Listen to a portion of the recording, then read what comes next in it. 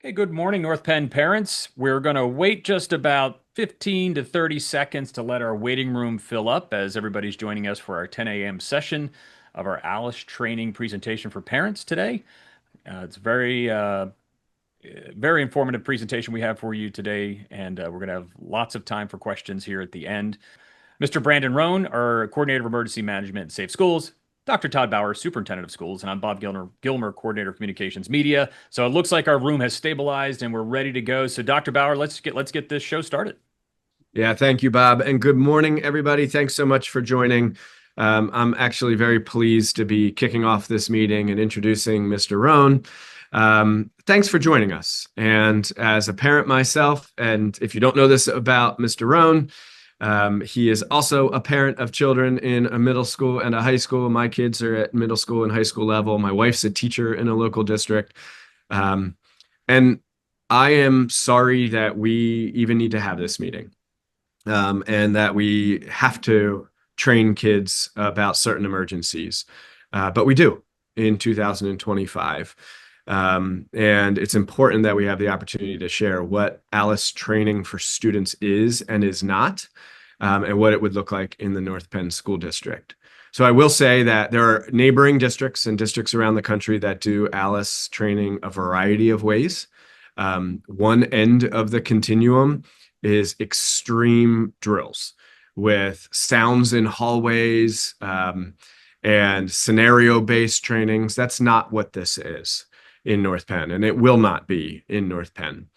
This is about equipping our staff and students with common language, common expectations, so that we are prepared in the worst case scenario. You will hear a lot from Mr. Rhone, who actually was a national trainer at one point, training police officers, training school districts across the country. We're very fortunate to have him in North Penn at this point as our coordinator of emergency management and safe schools. But we are very, very cognizant of teaching things in our schools in a trauma-informed way and being age appropriate. So I'm very pleased to introduce Brandon to you.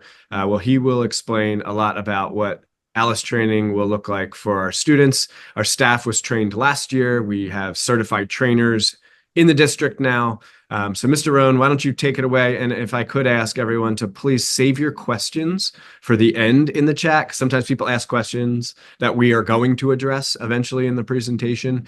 And then the chat gets flooded with questions and we don't answer the ones that weren't asked.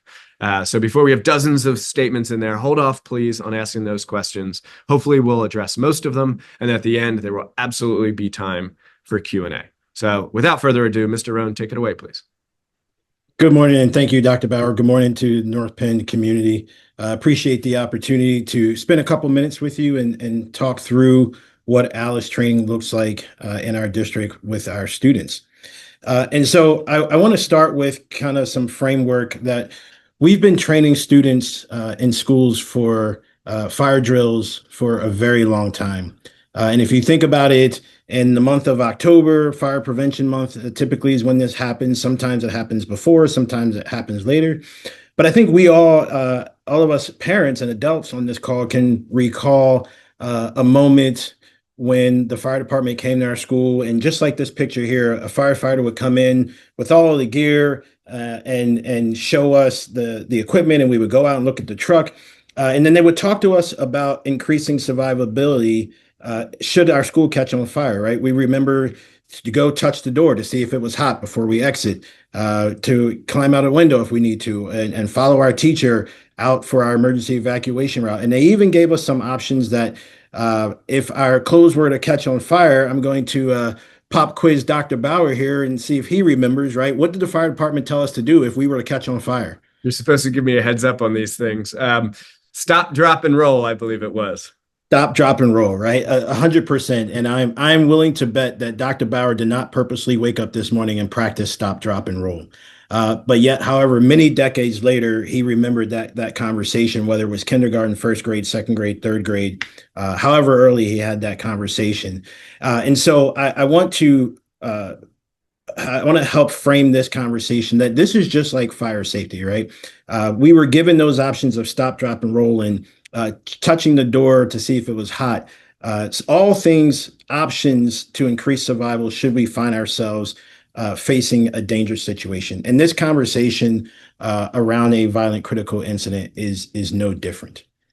So, what is A.L.I.C.E? And I'll get into the acronym, but just want to give you some background so you understand holistically what we're dealing with here. A.L.I.C.E is a science and research-based, option-based strategy to responding to a violent critical incident.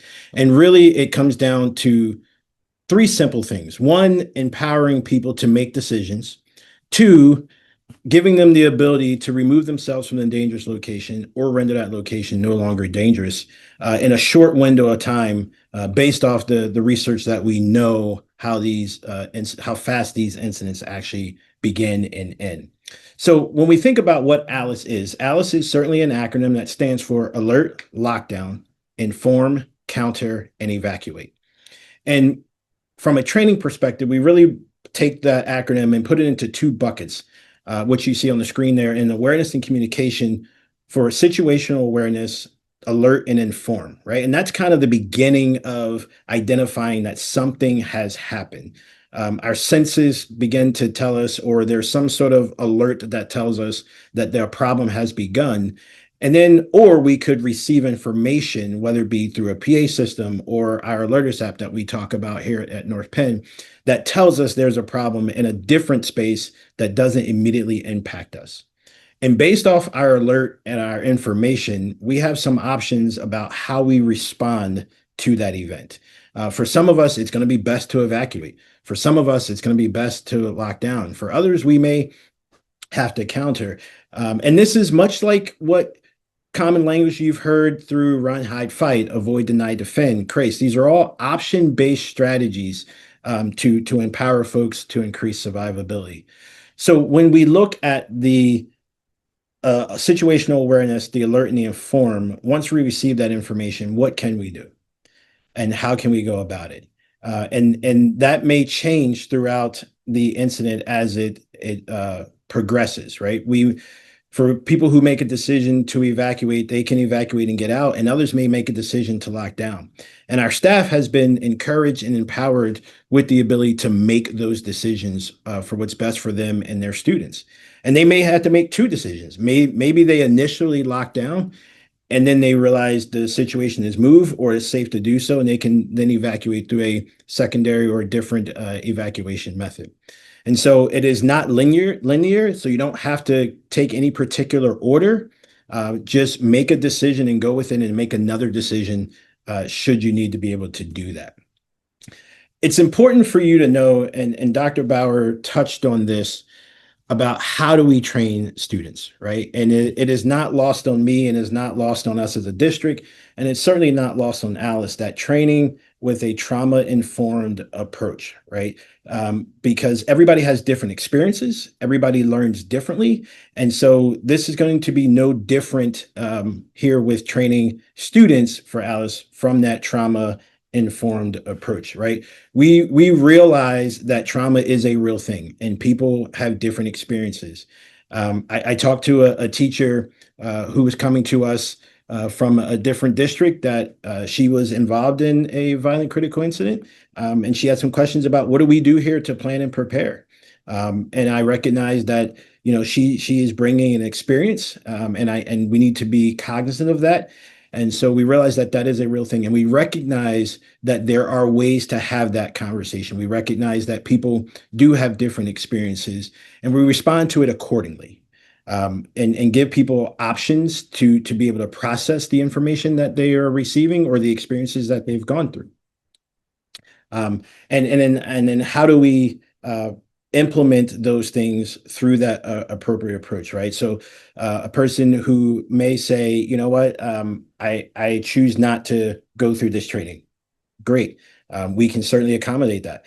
There may be some who will start to go through the training and then realize, okay, you know what, I need to pause here. Again, we recognize that and we respond to that and give them that opportunity to step away and provide resources that they may need. And so we certainly will not just across the board be blanket in how folks experience the training. recognizing that we will be sensitive to the needs across the organization at all levels. Not only from a trauma-informed approach, we have to be sure that we are age appropriate. Because A.L.I.C.E looks different for a 5-year-old kindergarten student than it does for a 17-year-old senior. And so how do we teach students across our K to 12 grade levels in the right manner? And so when we think about students who are in that K to 4 bracket, right, it's really about them listening to the adults and following those directions, being very careful to, and our staff members are very diligent in explaining the directions, right? So just like those students go through fire drills and the teacher explains, okay, we're going to walk in a single file line, you're going to follow me. They may hold a card up with their room number so that they can always see where the teacher is if they're in the middle or the back of the line, right? So they're not out there engaging in any sort of exercise on their own, right? They're really taking direction from the teacher, and the teacher is guiding that. Also, for our K to 4 learners, a resource that we're going to use is the book that you see on the screen, I'm Not Scared, I'm Prepared Because I Know All About A.L.I.C.E. And this book is really great at illustrating and using the right words and terms to be able to have this conversation at an age-appropriate level with kids. And so Julia Cook, who authored this book, and it really just talks about how you follow the teacher's direction and guidance and listen to the teacher. And then there's an activity book that gives some resources to be able to walk through that training, right? So like they talk about walking field trips, which is very similar to your fire drill. Like how do you walk out of the building and get to your rally point where you stand and wait for accountability? Because we want to make sure that we are having the conversation in the appropriate way. And the example I always use is when my daughter was going to school. At the time, I was a police officer, and I certainly probably didn't have the conversation the most appropriate way for her age at 5 years old going to kindergarten. I had it like a dad who was a police officer. And I look back on that and I say I probably should have done a better job at having this conversation about being safe at school.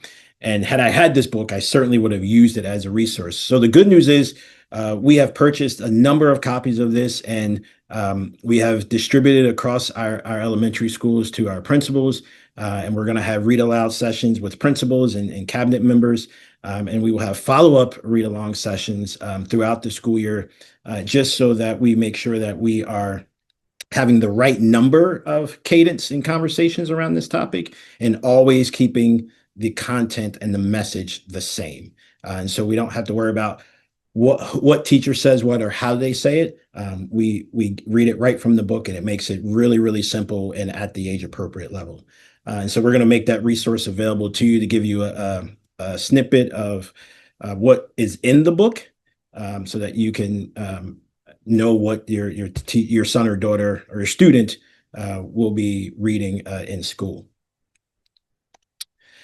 And so when we get to that 5th and 6th grade, right, this is where students may participate in assisting a teacher with barricading the classroom, bringing a chair or pushing a desk or a piece of furniture or a HDMI cable or a power cable to the teacher to fortify and barricade that. So at this age level, students will be able to assist their teacher as they are engaging in the A.L.I.C.E response, whichever response they may choose.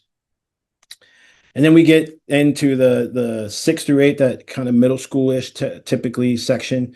Again, this is where some more engagement where students could get involved. Again, students are able to bring furniture or maybe even assist in the barricade of the room, certainly able to evacuate and get to, teacher may say, leave and go to the flagpole, right? And at this age level, students know where the flagpole is and they can get to the flagpole. So as you can see, as we get through each grade, we get to that next level, there's a little more that students can get involved in. And then getting into that 9 through 12, certainly that allows students to be more involved if they need to. Again, this is not a requirement, right? This is on a need to, have to basis, but students are able to get more involved on their own here.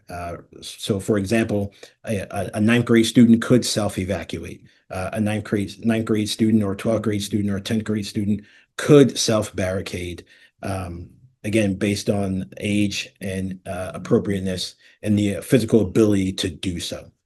And so it's really important that we maintain that age appropriate level across the entire organization, to make sure that we are not asking students to do more things that they are physically capable of doing or mature enough to handle. So that age appropriate training and trauma informed is really important to us and to me as an organization.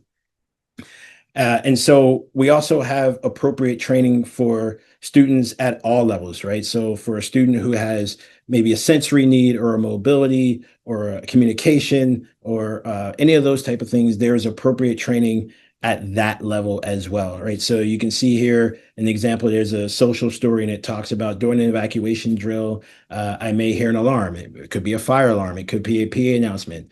Or maybe it's just overloading the senses, right? So how do we address that? And so we have the ability through social stories and power cards, and other curriculum to be able to support all of our learners across the organization at their appropriate level. And certainly we will use those resources, and engage the supports of our special ed department and our paras and folks who are with our students on a daily basis.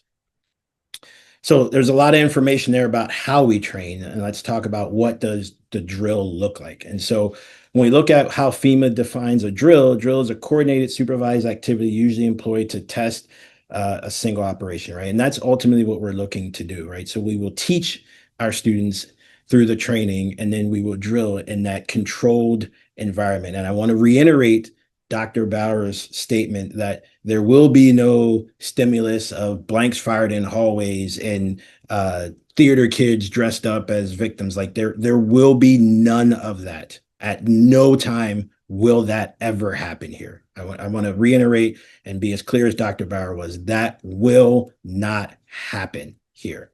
So our drills will be very structured, very intentional. But I use the example with somebody earlier. We have never set a building on fire to have a fire drill. And so we would not go to an extreme here during our A.L.I.C.E training drills. Dr. Bauer. Yeah, great, Brandon. Thank you. I just wanted to provide like a concrete example of what could, and I'm sure you're going to give more examples, but what could happen here in a controlled drill as you're describing. An example I would provide is when I was high school principal at North Penn High School, we did have a lockdown drill. We are required to do lockdown drills. And I got on the loudspeaker and said something, and everyone knew it was coming. It was not a surprise. At this time, we're going to administer a lockdown drill, asking everyone to, turn out their lights and lock the door and hide in the corner. If you're in the hallway, get to the closest classroom, that kind of a thing. So we kind of gave explicit instructions. And then we made announcements like all teachers and staff in A-Pod, please evacuate your classrooms. So part of the building evacuated, other parts remained locked down. So very explicit, like methodical, evacuate this area, evacuate that area, those types of things. We will not be doing the things that you have heard or seen or other school districts have done around the country. It's not often, but there are stories out there of very unreasonable drills that are quite frankly scary. We will not be doing that in North Penn. This is about just preparing, having the conversation in a streamlined, consistent way, and then drilling in a responsible, age-appropriate manner. So sorry to interrupt, Mr. Rhone. Just wanted to reiterate, just give an example from a few years ago where we did exactly as you're describing. Yeah, and also to that point, I want to touch base that we don't run unannounced drills, right? So when we run drills, well, we collaborate with our emergency responders, so that way, someone doesn't communicate to 911 thinking it's real, and all of a sudden we have cops from all over Montgomery County showing up thinking that we have a violent critical incident happening at one of our schools. So we always communicate so that they know. We communicate before and we communicate after so that they are very aware of that. And we will also communicate to parents right before and right after so that you are aware. So that and in our when we all start a drill, we always start with this is a drill, just like you heard the example from Dr. Bauer, right? So we make it clear so that people know that they are in a drill and not a actual incident. And at any time, if there are questions, community, please by all means feel free to reach out to me, whether it be email or a phone call regarding a drill or the topic of conversations, or you're having those conversations at home. So we want to be supportive in those conversations, but please know that we will always do this in the right way at the right time all the time. So with that, we gave a lot of information in a 26-ish minute window. So certainly take some questions if there are questions. Mr. Gilmer? Yeah, so I'll just remind everybody that maybe you haven't been in this format before, but if you do have a question, down at the bottom of your interface is a Q&A with a chat box and a question mark. You would type your question in there, and that's where we would get the questions for us to look at and hopefully answer any questions you may have. Yeah, there was one question early on, Bob. Someone just asked, "Are there any great resources?" And we did drop in there the YouTube video of the book being read. So please feel free to click on that. You could also just go to YouTube and look for "I'm Not Scared, I'm Prepared," and there are read alouds just to get a context. We certainly have copies. Our curricular materials are available. So if someone would like to reach out to Mr. Rhone and come see the book, we have copies. We could certainly show you the book. We don't have enough to just pass out to everyone. We don't have 13,000 copies of the book. But that said, happy to share it. I can tell you, as a dad, I have read the K-3 book and the older book, and I would be very comfortable with it being read to my own children. I think it's important to have the conversation, as unfortunate as the need is. Got it. I'm just looking here for a question from one of our parents. Will the social stories be available at all grade levels? And would parents have access to that as well? So the answer is partly yes. So social stories are available at all grade levels, and parents currently don't have access to it. It is in a portal. I would have to look into to see how we could make it available on our website. That's something I will work on.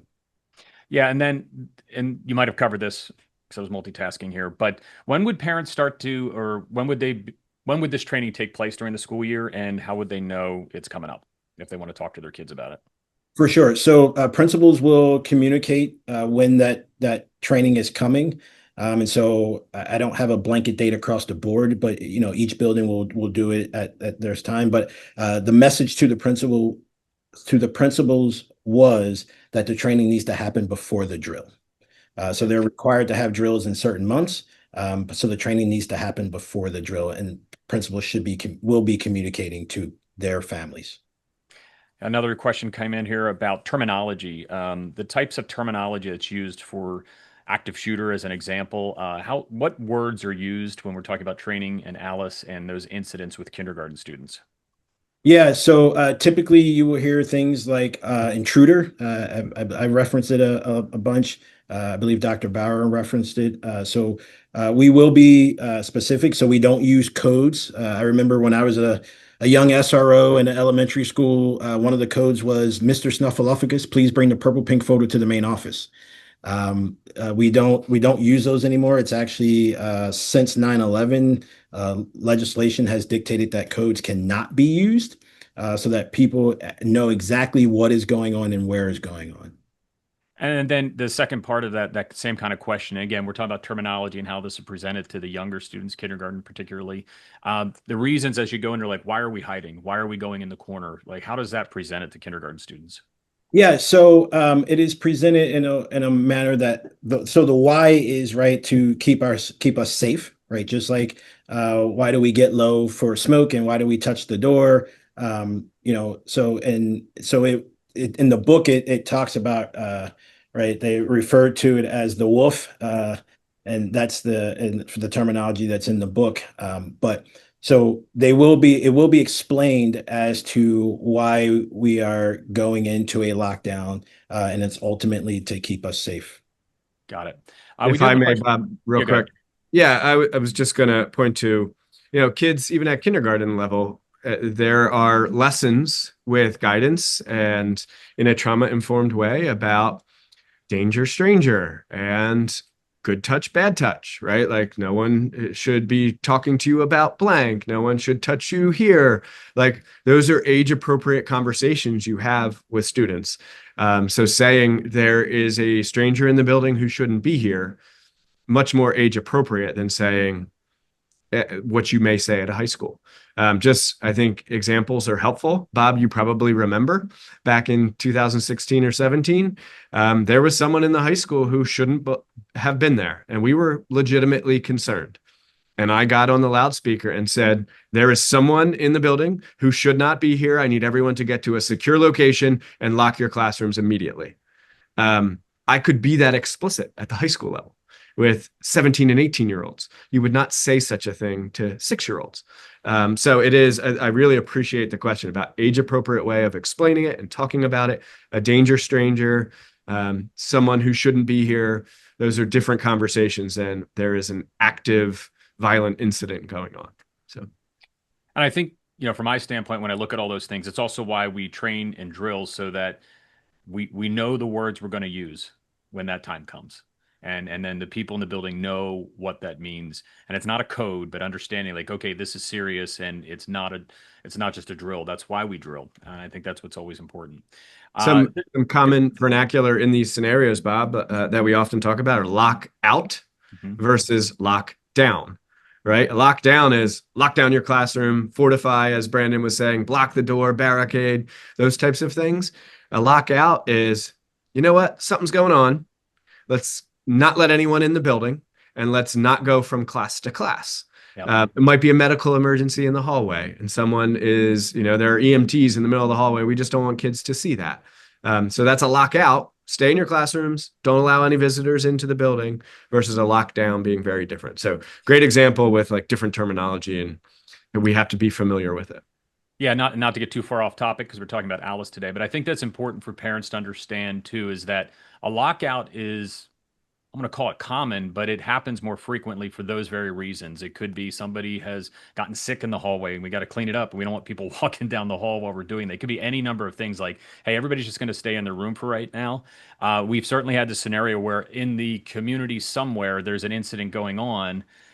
Maybe there's police activity like, oh, we're not going to go outside at the playground right now because while there's no danger right now, we're just not going to go outside. So I think it's important when we hear those things. I think anytime you hear the word lock, and lock out and lock down get confused with each other many times like, oh, what's happening, that when we do a lockout and lockdown, that's why we use those terminologies so that we can say we're just staying in spot. There's another question here. I don't want to get into the actual particulars, but I think in general, I mean, because this could generate a lot of questions. I think the question from this one parent is like, are there things that they could do, or are there materials? We've heard about like backpacks that are ballistic backpacks and different things like that. Are there things or materials that we would recommend or that we would say to our parents, like, hey, these are good things to have? Just trying to answer that kind of question where like, how can I prepare my student, whether it's physical resources or other pieces, or is this part of our training and discussions that we have about how we deal with incidents in our building? Just trying to answer this one question about, you know, what kind of materials can I give my kid to help them stay safer in our buildings? Yeah, so I think it's a good question. But I will say this, that I generally stay away from focusing on single things, right? Because folks, if I give an answer to a single thing, that's the time Murphy's going to show up, right? And so if you have an abundance of options to be able to pull from, then you're better in a better position to respond or react. Because what happens if that thing that you are holding on to, right, you don't have with you, right? So that's why when we talk about barricading, we talk about barricading with environmental things, right? So there are things out there that certainly are designed and purposeful for barricading a door.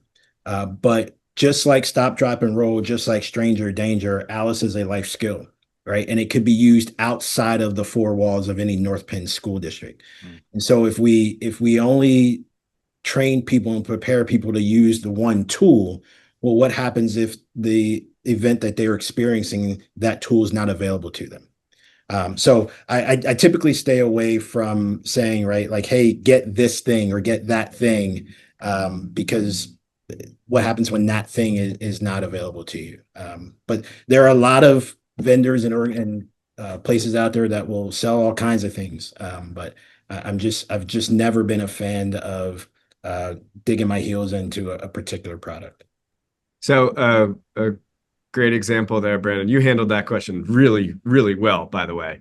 I also think when you start talking about equipping students or staff with things, you walk a really fine line with weapons and things of that nature that have no business being in school.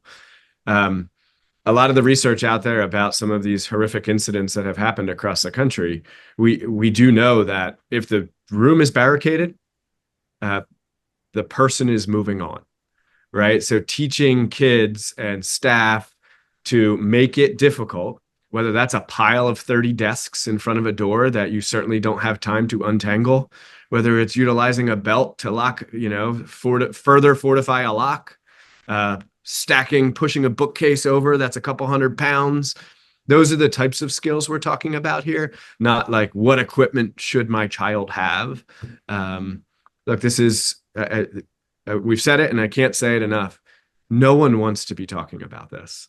It is such a shame that we have to talk about this, but we do. And we want to be prepared for everything in hopes that we never, ever, ever need to do these things. But as Mr. Rhone said, we will drill. We will communicate that we're drilling well in advance so you can have that conversation.